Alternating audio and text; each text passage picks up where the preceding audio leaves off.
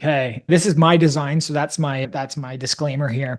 But this is a very interesting and powerful conceptual framework that then will be implemented in Speak, and all the pieces are now available. So the idea here, and one of the challenges, is that you've got a bunch of survey data or even a bunch of focus groups, and so you're trying to look at that entire folder of data, and you want to run some analysis on it. And if you're to do that on the folder level right now, you're going to pull in all that information and you're basically going to summarize and theme that or whatever work or whatever analysis you're trying to do from the top level. And so it's going to take all of that data into it. And there's a lot of great, powerful use cases of that. Hey, let's look at my day of meetings. Let's summarize those meetings and give me a report.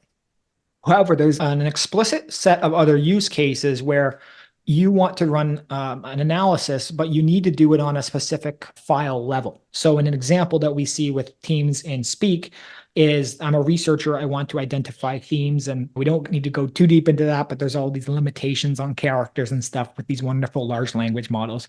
And in this case, when you run that prompt from the folder level, again, this is my design, but it will be a toggle, and you'll be able to say, instead of running on all, run this prompt on each individual file. So you could say, hey, identify the top theme from this survey or identify the, and so that's one great use case and just improvement on that. So you can run that theme identification, and then you can look at that entire data set and say, okay, interesting. This theme emerged this many times. This theme emerged that many times. And you can see that specifically related to that file.